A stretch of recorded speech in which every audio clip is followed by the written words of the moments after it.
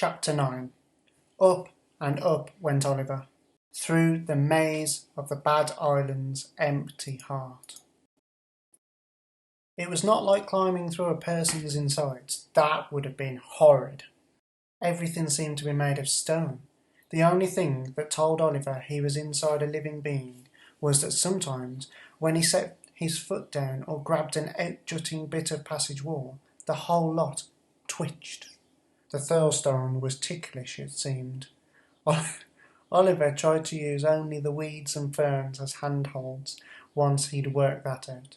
Not all of them had deep roots. Twice he nearly fell, while leaves and clumps of rooty earth went tumbling down the shaft to spatter into the black pool where the squid and octopuses were waiting, tentacles crossed, hoping that he'd fall. But Oliver was a good climber. All the mountains and crags and lost temples he'd climbed with his mum and dad had made sure of that, and before long he was at the top. He crawled out of a crack in the summit of the Thurlestone. The water mole and the other shipwrecks loomed over him. Monkey drums boomed and stone xylophones clattered. The monkeys were having a wild old time, dancing round their fire, toasting sea anemones on sticks, and painting glasses and moustaches on the old stone heads. None of them noticed Oliver as he crept like a damp ghost between the trees. Soon he reached the temple. Outside its great stone entrance was a pool, and on the pool the two glass globes that held his parents floated. Mr. and Mrs. Crisp were asleep, huddled in the bottoms of the globes, which clinked gently against each other from time to time, like wine glasses. "Mum," called Oliver softly. "Dad." They did not stir. Poor things. They were just as exhausted as Iris after all their adventures. "Mum!" he shouted, wading into the pool and banging his fists against the globes. Still, his parents did not wake. Although Dad rolled over and muttered something in his dreams, but someone had heard Oliver. A voice from behind him said, "Ha!" He turned round. There stood Stacey de Lacy, with his army of monkeys around him. Some of them were still beating their drums and banging their xylophones. One held a tray of biscuits, another a cool drink for Stacey, and two others fanned him with big peacock feather fans. The rest were just bibbling about like mad wind-up toys, full of excitement at all the mischief that lay ahead.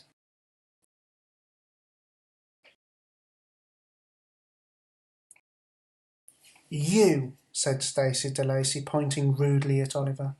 "So here you are, come to thieve and sneak and spoil my plans." "I just want my mum and dad back," Oliver promised. "Well, you can't have them," jeered Stacey. "The Thurlestone needs them. They are the finishing touches on his wig. They could make all the difference. They're just the sort of thing that will make him stand out." "But why do you care so much about the Thurlestone winning?" Oliver asked miserably. "Aha!" said Stacey de Lacy. "We've got a deal, me and the Thurlestone.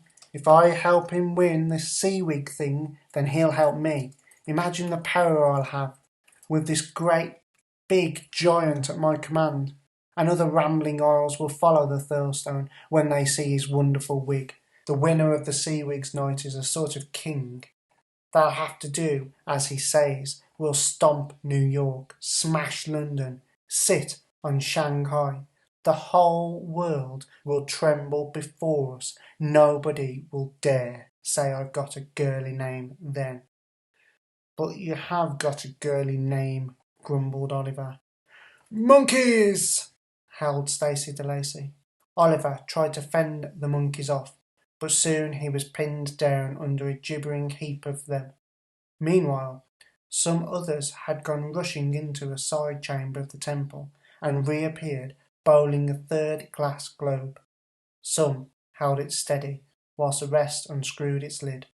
Then Oliver was monkey-handled into it, and the lid screwed shut behind him.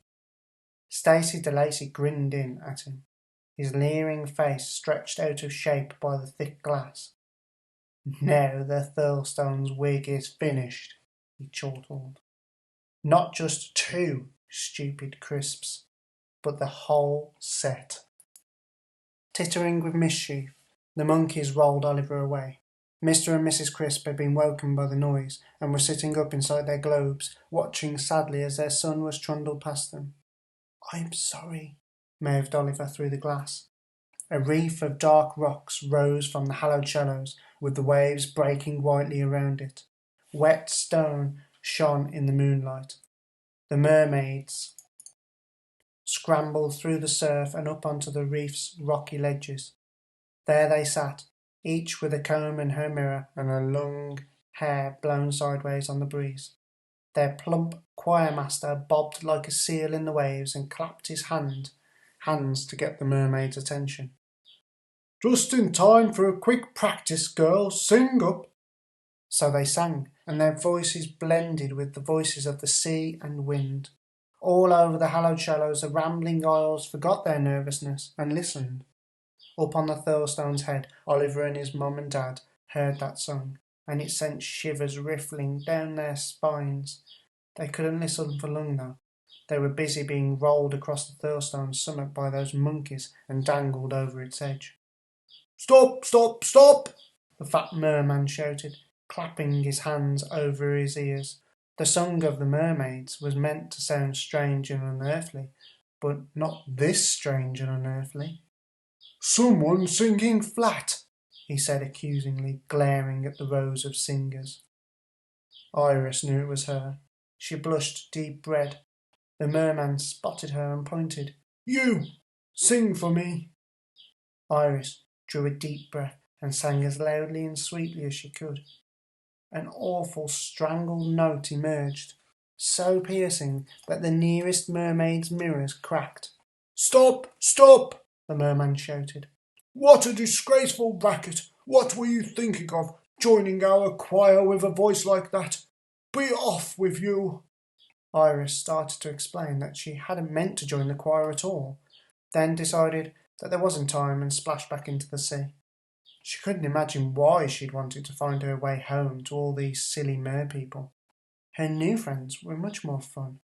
All she cared about now was rescuing Oliver.